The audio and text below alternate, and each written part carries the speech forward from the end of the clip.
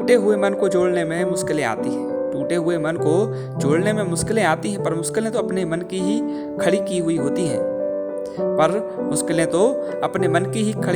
होती हैं। मन में इतने बोझिल विचार न टिकाओ कि जीवन दुर्भर लगने लगे। जो होना है सो तो होकर ही रहेगा। घबराने से, डर से कोई समस्या हल नहीं होगी, बल्कि मुश्किल और बढ़ेगी। इसलिए किसी प्रकार की चिंता ना करो, संकट का सामना डटकर करो, मन को डर से मुक्त रखो, ईश्वर पर विश्वास रखो, सब अच्छा होगा।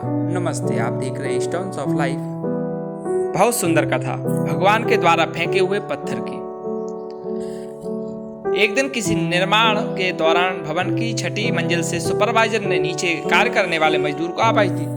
निर्माण कार्य की तेज आवाज के कारण नीचे काम करने वाला मजदूर कुछ समझ नहीं सका कि उसका सुपरवाइजर उसे आवाज दे रहा है। फिर सुपरवाइजर ने उसका ध्यान आकर्षित करने के लिए एक 10 रुपए का नोट नीचे फेंका, जो ठीक मजदूर के सामने जा गिरा। मजदूर ने नोट उठाया और अपनी जेब में रख लिया और फिर अपने काम में लग गया। अब उसका ध्यान खींचने के लिए सुपरवाइजर ने पुनः एक 500 रुपए का नोट नीचे फेंका। उस मजदूर ने फिर वही किया और नोट जेब में रखकर अपने काम में लग गया। ये देख, अब सुपरवाइजर ने एक छोटा सा पत्थर का टुकड़ा लिया और मजदूर के ऊपर फेंका, जो सीधा मजदूर के सिर पर लगा। अब मजदूर ने देखा ऊपर और उसकी सुपरवाइजर से बात चालू हो गई। ये वैसा ही है जो हमारी जिंदगी में होता है। भगवान हमसे संपर्क करना चाहता है, मिलना चाहता है, लेकिन हम दुनियादारी के काम में व्यस्त रहते हैं, अतः भगवान को याद नहीं करते। भगवान हमें छोटी छोटी खुशियों के रूप में जो है उपहार देता है, लेकिन हम उसे याद नहीं करते, और खुशियाँ और उपहार कहाँ से आए ये ना देखते हुए उनका उपयोग कर लेते हैं और भगवान को याद ही नहीं करते।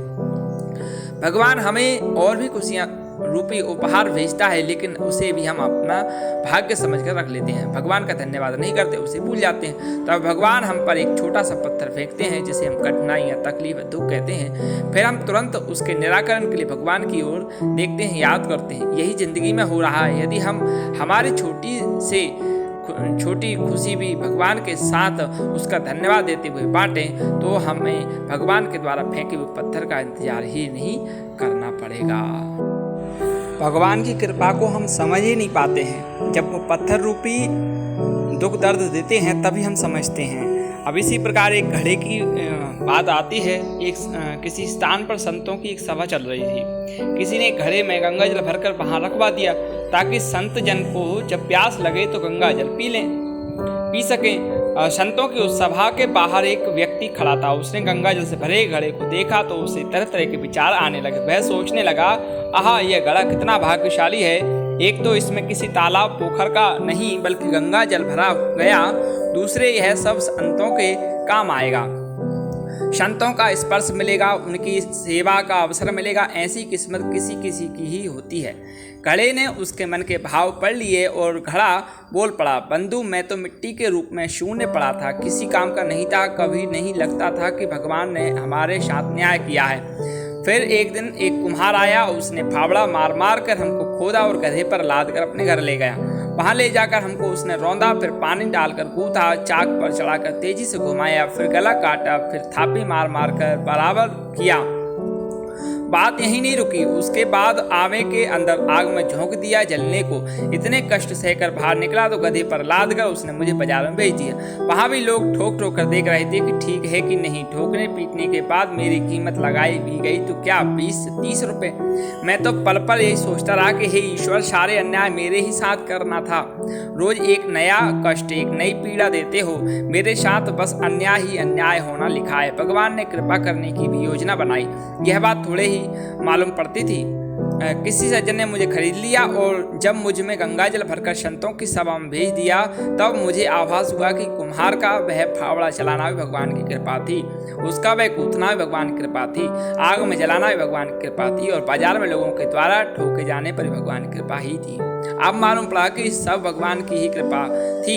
परिस्थितियां हमें तोड़ देती हैं, विचलित कर देती हैं, इतनी विचलित कि भगवान के अस्तित्व पर प्रश्न उठाने लगते हैं। क्यों हम यह सब में इतनी शक्ति नहीं की होती कि ईश्वर की लीला समझने की, भविष्य में क्या होने वाला है उसे देखने की।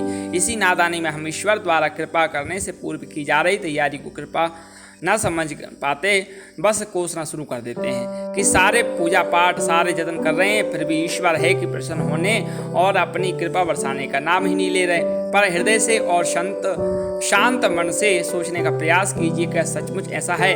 फिर हम ईश्वर के विधान को समझ ही नहीं पा रहे। आप अपनी गाड़ी किसी ऐसे व्यक्ति को चलाने को नहीं देते जिसे अच्छे से ड्राइविंग ना आती हो, तो फिर ईश्वर अपनी कृपा उस व्यक्ति को कैसे सौंप सकते हैं जो अभी मन से पूरा पक्का ना हुआ हो? कोई साधारण प्रसाद थोड़े ही है, ये मन से संतत्व का भाव लाना होगा। ईश्वर द्वारा ली जा रही परीक्षा की घड़ी में भी हम सत्य और न्याय के पद से विचलित नहीं होते तो ईश्वर की अनुकंपा होती जरूर है। किसी के साथ देर तो किसी के साथ सवेर, यह सब पूर्व जन्म के कर्मों से भी तय होता है कि ईश्वर की कृपा दृष्टि में कितना समय लगना है। घड़ी की तरह परीक्षा की अवधि में जो सत्य पथ पर टिका रहता है वह अपना जीवन सफल कर लेता है। धन्यवाद। अभी तक आपने हमारे चैनल को अगर सब्सक्राइब नहीं किया सब्सक्राइब करें, अच्छा लगे तो लाइक करें, शेयर करें और हमारी आने वाले वीडियो कर्म और प्रारंभ को जानने के लिए चैनल को जो बेल आइकन है उसको दबाएं, जिससे हमारी वीडियो की नोटिफिकेशन आप तक पहुंच सके।